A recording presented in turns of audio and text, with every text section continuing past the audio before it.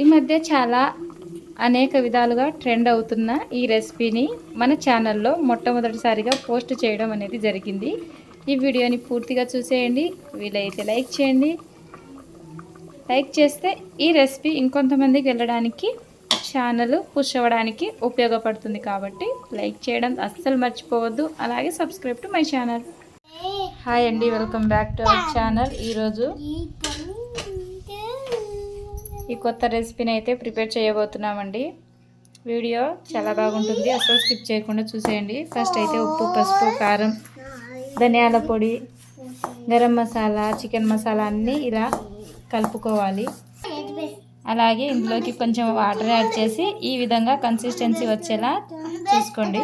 అలాగే చెప్పడం మర్చిపోయానండి, దీంట్లోకి అల్లం వెల్లుల్లి పేస్ట్ని కూడా యాడ్ చేయండి. అలాగే ఒక నిమ్మ బద్దాన్ని కూడా పిండేసి ఇందులోనే యాడ్ చేయండి. ఆ తర్వాత ఇలా ముక్కలకి ఉప్పు, కారం బాగా మసాలా అంతా పట్టేటట్టు మంచిగా కలుపుకోవాలి.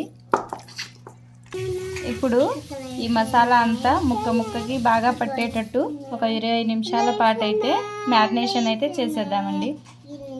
ఇప్పుడైతే మ్యారినేషన్ అయితే అయిపోయిందండి. ఇప్పుడు ప్రాసెస్లోకి వెళ్ళిపోదాం. స్టవ్ వెలిగించి కుక్కర్ అయితే పెట్టేసుకోండి. అందులో 2 టేబుల్ స్పూన్ల ఆయిల్ అయితే యాడ్ చేయండి. ఆయిల్ వేడెక్కాక ఒక ఆనియన్ని కచ్చాపచ్చాగా గ్రైండ్ చేసుకొని యాడ్ చేసుకోండి. ఆ తర్వాత ఒక 3 పచ్చిమిరపకాయలు యాడ్ చేయండి. ఇలా ఆనియన్ పేస్ట్ అంతా మగ్గిన తర్వాత టమోటా ముక్కల్ని యాడ్ చేసుకోండి. నేనైతే 2 టమోటా ముక్కలు యాడ్ చేస్తున్నాను. టమోటా ముక్కలు కూడా బాగా మగ్గిన తర్వాత కొంచెం ఉప్పు, అలాగే పసుపు, దాని తర్వాత కొంచెం గరం మసాలా, దాంతోపాటు కొంచెం చికెన్ మసాలా కూడా యాడ్ చేశాను. ఇలా అంతా బాగా మగ్గిన తర్వాత ఒక్కొక్క పీస్ని ఇలా నీట్గా సర్దుకొని కుక్కర్లో అయితే యాడ్ చేసుకోవాలి.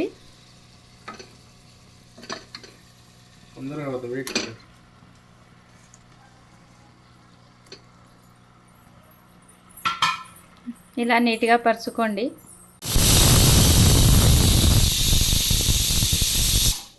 ఈ విధంగా 6 విజిల్స్ రావాలండి. ఇక్కడ నేను ఆ పీసులను పెట్టినాక ఒక గ్లాస్ వాటర్ అయితే యాడ్ చేశాను. ఎందుకంటే ఆ ముక్కలు అనేటివి మాడిపోకుండా ఉండడానికి కొంత వాటర్ అయితే యాడ్ చేశాను. ఇలాగా 6 విజిల్స్ రావాలండి. నేనైతే ఇందులో ఆల్రెడీ వాటర్ అయితే యాడ్ చేశాను అని చెప్పాను కదా. దాని తర్వాత కొంచెం కొత్తిమీరతో గార్నిష్ చేసుకొని, అలాగే కొంచెం జొన్న పిండి ఉంటుంది కదా, దాన్ని కలిపేసి యాడ్ చేసేయాలండి. కొంచెం లెవెల్ వచ్చేస్తుంది, కొంచెం గట్టిదనం వస్తుంది.